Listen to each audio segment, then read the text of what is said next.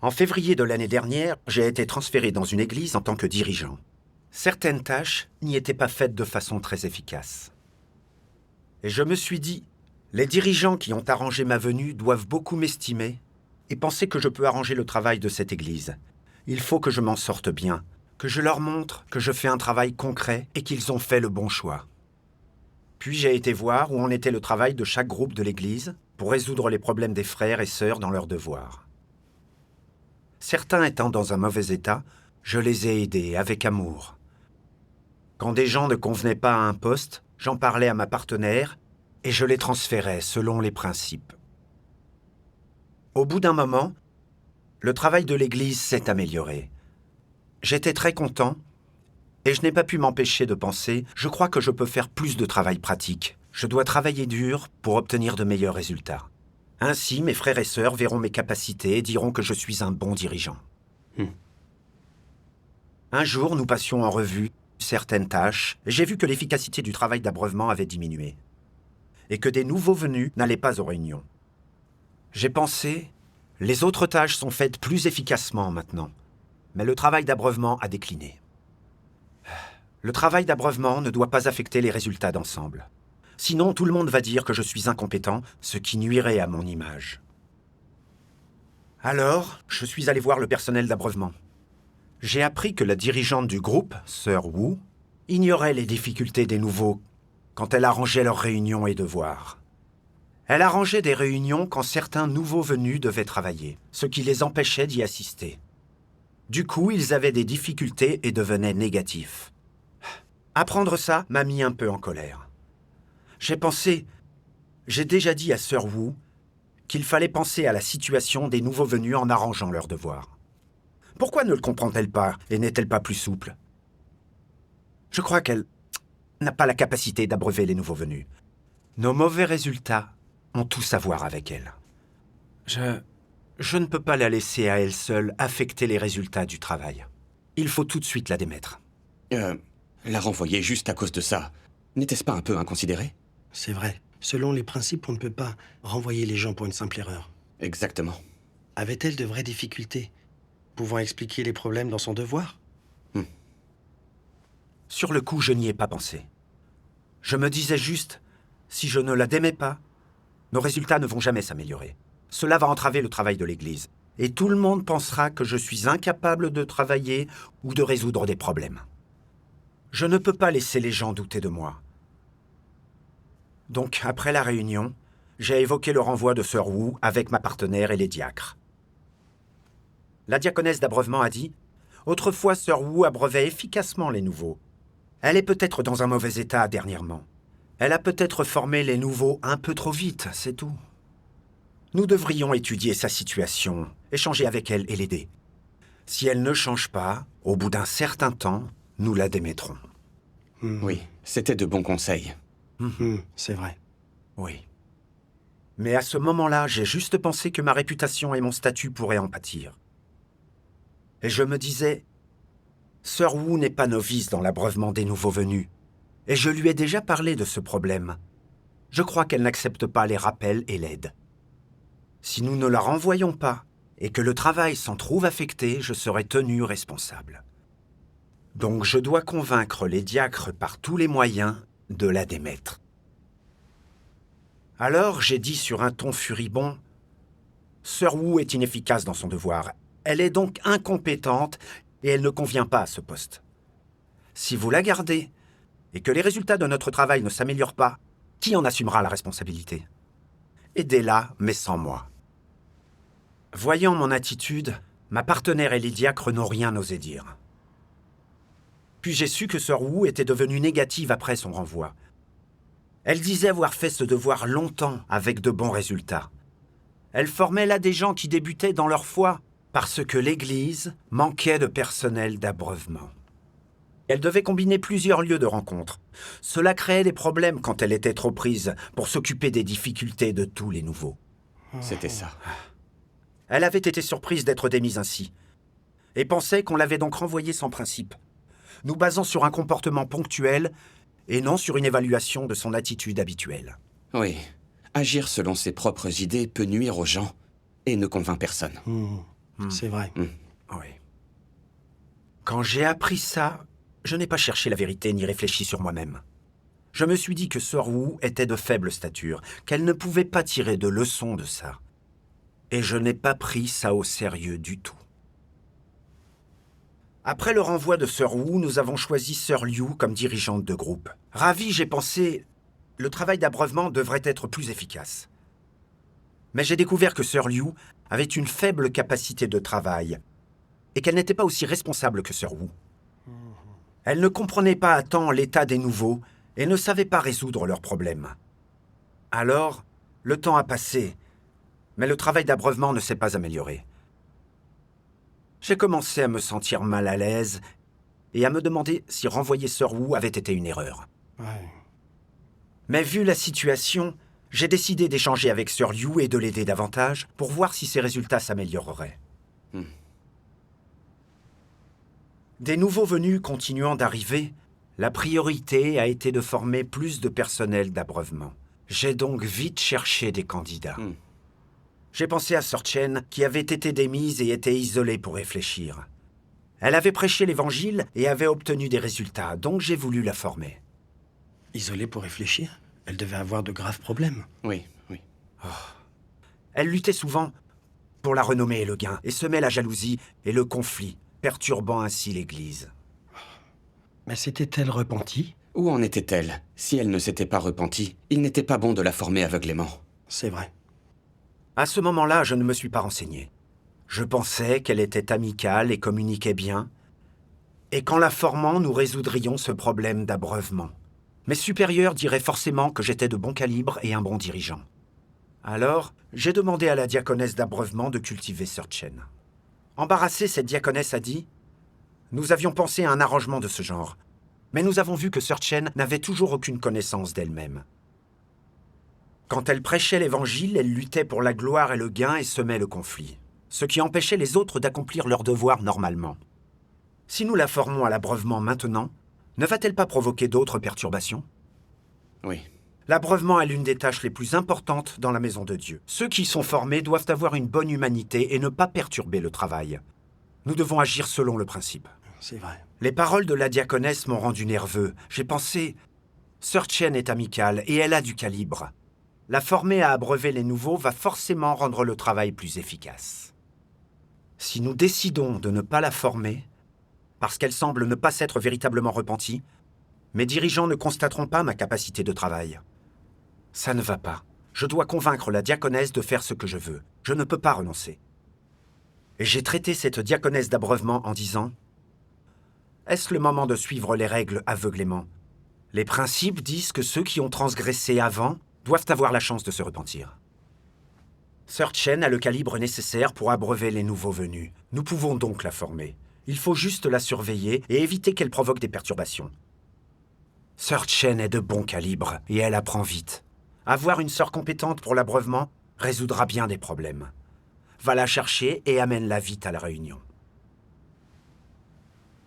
Quand la diaconesse d'abreuvement a vu que je m'entêtais, elle n'a rien ajouté. Tu as arrangé sa venue en dépit des principes. Oui.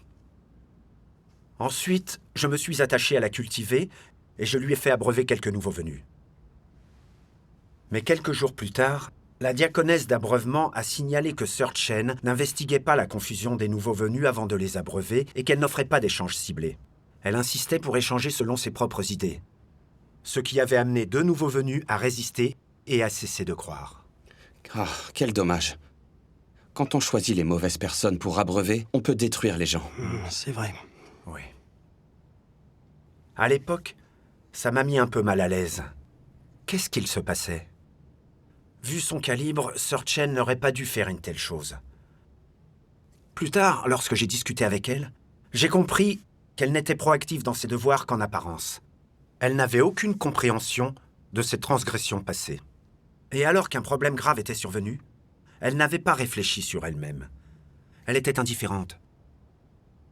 Ce n'est qu'alors que j'ai pris conscience que je l'avais peut-être cultivée de façon trop précoce et qu'elle devait encore s'isoler pour réfléchir. Mes réflexions faites, j'ai pensé que Sœur Chen était de bon calibre, une ancienne dirigeante, et que si je l'aidais davantage, elle pourrait vite comprendre et se reprendre en main. Il fallait juste que je la forme et que j'améliore les résultats de son travail, et mes dirigeants m'approuveraient. Et alors que je m'attendais à de bons résultats, un matin, ma partenaire m'a dit « Les frères et sœurs ont dit que tu ne respectais pas les principes. Tu as insisté pour que Sœur Chen, qui était isolée, fasse le travail d'abreuvement. » À cette période, Sœur Chen a eu plein de problèmes en abreuvant les nouveaux venus. Mais elle n'a pas montré la moindre conscience d'elle-même. Si l'on regarde son comportement, elle s'avère inapte à être cultivée, et les frères et sœurs recommandent qu'elle continue à s'isoler. À ces mots, mon cœur a bien failli s'arrêter. Je suis fichu. Il ne s'agit pas de simples réactions. On m'expose parce que je n'ai pas agi selon les principes. Ça fait des années que je crois en Dieu et je n'ai jamais été signalé. Que vont penser de moi mes frères et sœurs ?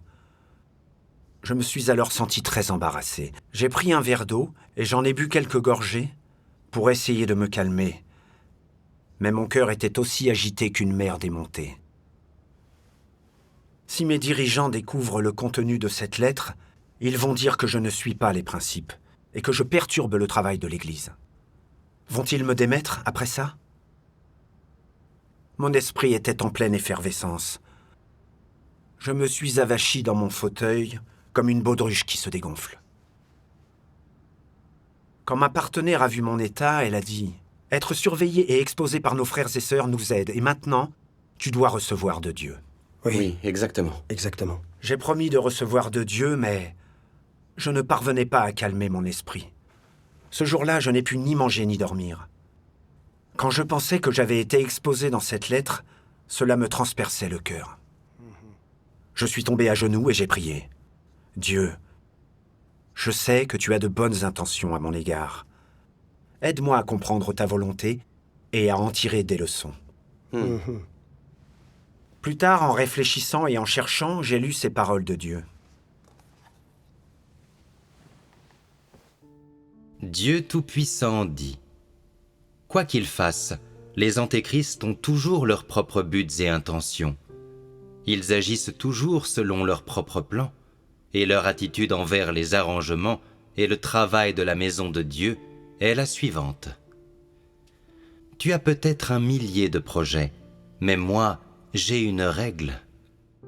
Tout cela est déterminé par la nature de l'antéchrist. Un antéchrist peut-il changer sa mentalité et agir selon les principes de la vérité ? Ce serait absolument impossible. Quel que soit le devoir qu'ils accomplissent, les antéchrists s'en tiennent toujours au même principe. Il faut qu'ils glanent un bénéfice. Le genre de travail que les antéchrists aiment le plus, c'est quand cela ne leur coûte rien, quand ils n'ont pas à souffrir ni à payer un prix, et qu'il y a un avantage pour leur réputation et leur statut. En somme, quoi qu'ils fassent, les antéchrists se préoccupent d'abord de leurs propres intérêts et n'agissent qu'une fois qu'ils ont réfléchi à tout. Ils n'obéissent pas vraiment, sincèrement et absolument à la vérité, sans compromis, mais le font de manière sélective et conditionnelle. De quelles conditions s'agit-il ? Leur statut et leur réputation doivent être sauvegardés et ne doivent subir aucune perte. Ce n'est qu'une fois cette condition satisfaite qu'ils décideront et choisiront quoi faire, c'est-à-dire que les antéchrists réfléchissent sérieusement à la manière de traiter les principes de la vérité, les commissions de Dieu et le travail de la maison de Dieu, et à la façon de gérer ce à quoi ils sont confrontés. Ils ne se soucient pas d'accomplir la volonté de Dieu, d'éviter de nuire aux intérêts de la maison de Dieu, de satisfaire Dieu, ni d'être utile aux frères et sœurs. Ce ne sont pas ces choses-là qui les préoccupent. Qu'est-ce qui préoccupe les antéchrists ? C'est de savoir si leur propre statut et leur réputation seront affectés et si leur prestige sera amoindri. Si faire quelque chose selon les principes de la vérité est bénéfique au travail de l'Église et aux frères et sœurs, mais en même temps nuit à leur propre réputation et permet à beaucoup de gens de prendre conscience de leur vraie stature, leur nature et leur essence, alors il est certain qu'ils n'agiront pas conformément aux principes de la vérité. Si faire un travail concret amène plus de gens à avoir une haute opinion d'eux, à les admirer et à les vénérer, ou qu'ainsi leurs paroles seront chargées d'autorité et amèneront davantage de gens à se soumettre à eux, alors ils choisiront d'agir de cette manière. Sinon, ils ne choisissent jamais d'ignorer leurs propres intérêts, par souci de ceux de la maison de Dieu, ni des frères et sœurs. Telles sont la nature et l'essence des antéchrists. Amen. Amen. Grâce à cette parole de Dieu, j'ai compris que ce que les antéchrists faisaient, ils le faisaient pour leur réputation et leur statut. Quand leur réputation et leur statut ne sont pas en jeu, ils peuvent agir selon les principes de la vérité. Mais si cela risque de menacer leur réputation et leur statut, alors les antéchrists violent les principes et agissent en suivant leurs propres idées. Pour protéger leurs intérêts, ils sont prêts à nuire à ceux de l'Église. C'est vrai. J'ai pensé à ce que j'avais fait depuis que j'étais dirigeant, et j'ai vu que mon comportement était celui des antéchrists. J'avais voulu accomplir quelque chose rapidement, pour prouver que j'étais capable de faire un travail pratique, pour que mes supérieurs et mes frères et sœurs voient que j'étais un bon dirigeant. Quand j'avais choisi des gens, je n'avais pas cherché les principes de la vérité. Je n'avais pas essayé de favoriser le travail de l'Église. Je n'avais pas suivi les conseils, et j'avais insisté pour décider seul. Quand j'avais vu que Sœur Wu n'arrangeait pas les réunions et les devoirs des nouveaux selon leur situation réelle, j'avais ignoré son état et ses difficultés. Je ne l'avais pas aidée à trouver la racine de ses problèmes, pour qu'elle ne refasse pas les mêmes erreurs. Pensant qu'elle n'obtenait pas de résultats et allait ainsi nuire à ma réputation, je l'avais cataloguée très injustement, exclue et renvoyée. Pour protéger ma réputation et mon statut, j'avais ignoré les principes et les conseils de mes frères et sœurs, et démis Sœur Wu. J'avais été conscient que de nombreux nouveaux venus avaient rejoint l'Église, et que l'abreuvement rencontrait des difficultés. Sœur Wu n'avait pas bien arrangé certaines choses, mais elle avait eu de bonnes raisons. Pourtant, je n'avais eu ni amour ni patience pour elle. Je savais qu'elle rencontrait des problèmes, mais je n'avais pas échangé pour l'aider. Je l'avais démise directement. J'avais été comme un meurtrier sans pitié, vraiment inhumain. Faire des choses sans principe pour la gloire et le statut blesse les frères et les sœurs et entrave le travail de l'Église. Oui. Après avoir démis Sœur Wu, j'avais choisi une sœur incompétente, ce qui avait donc nui à l'abreuvement. Même alors, je n'avais pas su réfléchir sur moi-même. Et j'avais continué à promouvoir quelqu'un qui avait perturbé le travail de l'Église, en prétextant améliorer le travail d'abreuvement. J'avais dit, contre toute logique, que nous devions lui laisser une chance. J'avais traité la diaconesse d'abreuvement parce qu'elle suivait les règles. Résultat, Sœur Chen n'avait pas convenu, et elle avait nui au travail d'abreuvement. J'ai vu que pour ma réputation et mon statut, j'étais prêt à prendre les raccourcis, à ignorer les principes et les rappels. Même après avoir été exposé, je ne m'étais inquiété que de la façon dont je serais perçu. Je n'avais pas réfléchi aux causes de mes échecs. J'avais protégé ma réputation et mon statut et laissé les intérêts de l'Église en pâtir, pour sauver mes intérêts. J'avais manifesté le tempérament d'un antéchrist. Oui, c'est vrai. Moi aussi, j'ai agi en me basant sur mes propres idées pour obtenir gloire et gain. Je me disais que je ne montrais qu'un tempérament arrogant, alors je n'ai essayé de me connaître que négligemment. Mais ton échange me fait comprendre que cela démontre le tempérament d'un antéchrist. En effet. Oui. Sans la révélation des paroles de Dieu, on ne peut pas se connaître soi-même. C'est vrai. Plus tard, j'ai lu ceci dans la parole de Dieu. Si quelqu'un dit qu'il aime la vérité et qu'il recherche la vérité, mais qu'en substance, le but qu'il poursuit est de se distinguer, de faire en sorte que les gens aient une haute opinion de lui, de réaliser ses propres intérêts, et qu'il ne fait pas son devoir pour obéir à Dieu ni pour le satisfaire, mais pour obtenir prestige et statut, alors sa poursuite est illégitime. Ceci étant, par rapport au travail de l'Église, ces actions sont-elles un obstacle ou une aide? Elles sont clairement un obstacle. Elles ne le font pas avancer. Tous ceux qui font valoir qu'ils font le travail de l'Église, mais poursuivent leur prestige et leur statut personnel en faisant tourner leur entreprise, en créant leur propre royaume, sont-ils le genre de personne qui accomplit son devoir? Essentiellement, tout le travail qu'ils font interrompt, perturbe et entrave le travail de l'Église. Quelle est la conséquence de leur poursuite du statut et du prestige? D'abord, cela affecte la façon dont les élus de Dieu lisent sa parole et comprennent la vérité.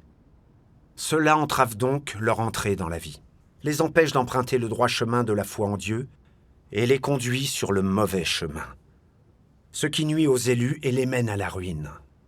Et quelle en est donc l'incidence sur le travail de l'Église? C'est un démantèlement, une interruption et une altération. Amen. Amen. Après avoir lu cette parole de Dieu, j'ai compris que quand on cherchait la réputation et le statut à travers son devoir, on était comme des serviteurs de Satan et perturbait le travail de l'Église. Cette parole de Dieu a révélé l'essence de mes actes. En tant que dirigeant d'Église, je devais me soucier de la volonté de Dieu, bien abreuver mes frères et sœurs, et résoudre leurs problèmes d'entrée dans la vie, former des gens appropriés afin qu'ils fassent les tâches de l'Église et assurer le bon déroulement du travail. Mais je n'avais pas tenu compte des exigences de Dieu et n'avais pas assumé mes responsabilités. Quand j'avais choisi des gens, je n'avais tenu compte que de mes intérêts. Je n'avais ainsi pas soutenu les nouveaux arrivants. Et j'avais entravé le travail d'abreuvement, ce qui avait amené des nouveaux à se retirer. En quoi avais-je fait mon devoir? J'avais perturbé le travail de l'Église et fait le mal. Je n'avais vraiment eu aucune conscience. J'étais trop égoïste et indifférent. J'ai pensé aux antéchrists et aux gens malfaisants expulsés de l'Église. Ils avaient intrigué pour leurs bénéfices, ignoré les principes de la vérité pour préserver réputation et statut. Ils avaient fait leur devoir arbitrairement et gravement perturbé le travail de l'Église. Et de ce fait, Dieu avait fini par les détester et les bannir. Il n'y avait aucune différence entre ce que j'avais fait et les actes des antéchrists. Quand j'ai compris ça, j'en ai eu des sueurs froides. Et j'ai prié Dieu. Dieu, j'ai été négligent dans mon devoir. J'ai cherché la réussite rapide et j'ai pris le mauvais chemin. Dieu, je souhaite me repentir. S'il te plaît, guide-moi. Plus tard, en réfléchissant, j'ai compris que pour être efficace, nous devions avoir de bonnes intentions. Nous concentrer sur la recherche de la vérité et agir selon les principes. C'est le seul moyen de recevoir la direction de Dieu et de bons résultats. C'est vrai. J'ai songé à ces paroles de Dieu.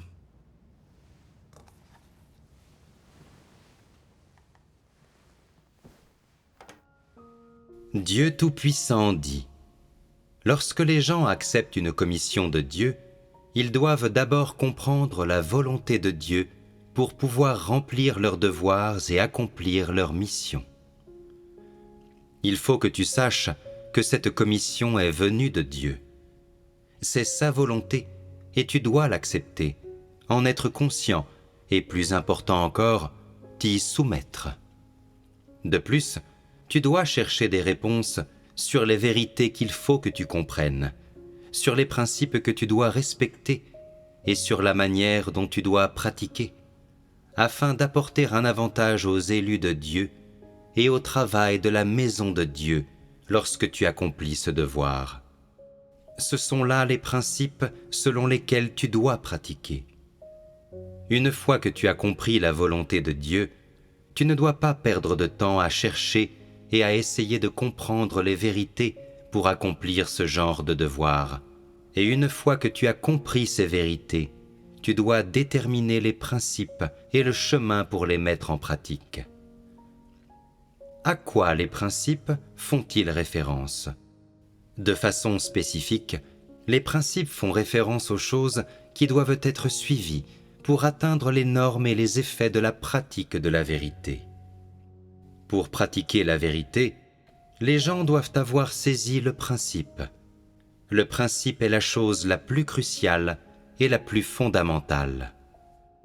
Une fois que tu maîtrises les principes de base pour accomplir ton devoir, c'est la preuve que tu maîtrises les normes requises pour accomplir ce devoir, et maîtriser le principe équivaut à être capable de mettre la vérité en pratique.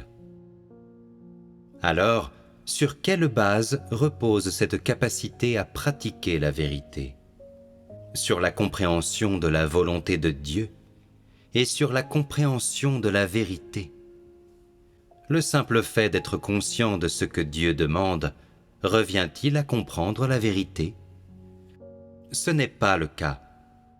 Alors, quelle norme est requise pour que cela revienne à comprendre la vérité? Il faut que tu comprennes quelles sont la signification et la valeur de l'accomplissement de ton devoir.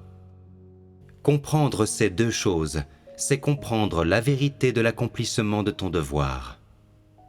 De plus, une fois que tu as compris la vérité, tu dois te familiariser avec les principes de l'accomplissement de ton devoir et avec le chemin de pratique.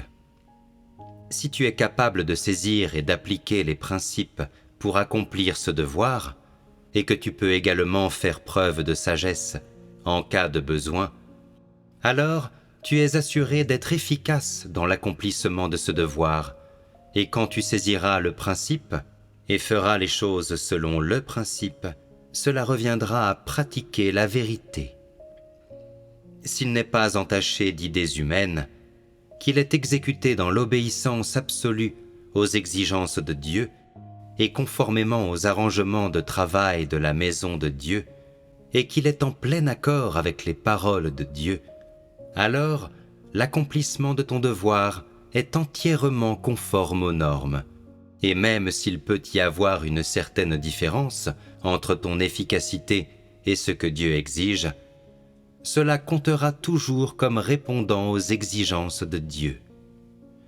Si tu as accompli ton devoir en plein accord avec le principe et avec dévotion, que tu y as consacré tous tes efforts, alors tu l'as accompli de façon pleinement conforme à la volonté de Dieu, et tu es parvenu à accomplir le devoir d'une créature de Dieu de tout ton cœur, de tout ton esprit et de toutes tes forces, ce qui est l'effet obtenu en pratiquant la vérité.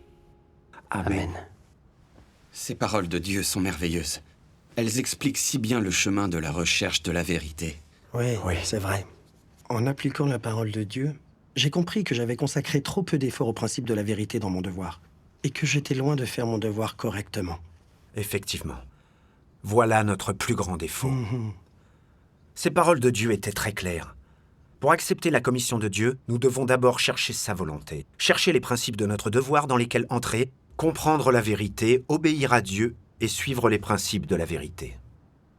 Nous devons tenir compte des intérêts de l'Église, nous examiner nous-mêmes souvent, et ne pas comploter pour notre profit personnel. Cela réduit l'adultération due à nos idées et les erreurs que nous commettons dans nos devoirs.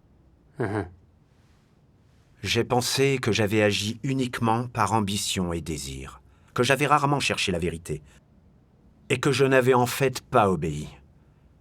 Il faut que le personnel d'abreuvement soit capable de bien échanger sur la vérité, d'avoir de la patience et de la responsabilité. Sœur Wu était responsable. Elle était aimante avec les nouveaux venus. Quels que soient les états des nouveaux venus, elle échangeait et résolvait leurs problèmes. Elle comprenait aussi les principes de l'abreuvement des nouveaux. Dans le passé, elle s'était montrée efficace dans son devoir. Et elle n'avait commis des erreurs qu'à cause de difficultés qu'elle ne parvenait pas à gérer. Vu la situation, nous devions lui offrir échange et aide. Par amour, ou la traiter, l'émonder, l'exposer, et non simplement la démettre de son devoir. C'est vrai. Oui. De plus, quand j'avais vu que Sœur Chen était amicale en apparence, j'avais imaginé qu'elle était apte à être cultivée. Mais là, je comprenais que ce n'était pas conforme au principe. Non. Ceux qui sont isolés pour réfléchir sur eux-mêmes peuvent être chargés de prêcher l'Évangile et d'abreuver des nouveaux venus s'ils ne causent pas de perturbations. Mais les gens qui ont une mauvaise humanité et perturbent le travail de l'Église ne doivent pas être cultivés. Exact. Sœur Chen désirait la renommée et le statut. Elle avait lutté pour les obtenir autrefois, perturbant le travail de l'Église. Après avoir été démise, elle n'avait jamais montré une compréhension de ses transgressions. Elle suivait encore le mauvais chemin dans son devoir et pouvait perturber le travail de l'Église. On ne peut pas cibler les gens comme elle pour les cultiver. Non. Je ne connaissais pas les principes du renvoi et de l'usage des gens. J'avais agi par ambition, ce qui avait perturbé le travail de l'Église. Cela avait aussi nui à Sœur Chen de manière désastreuse. Quand j'ai compris ça, j'ai remercié Dieu pour avoir arrangé la lettre qui me signalait et m'exposait, m'empêchant ainsi de suivre mon mauvais chemin. Dieu soit loué. Rendons grâce à Dieu. La supervision et les rappels de nos frères et sœurs nous protègent. Oui. C'est tout à fait exact. Puis j'ai lu ce passage de la parole de Dieu.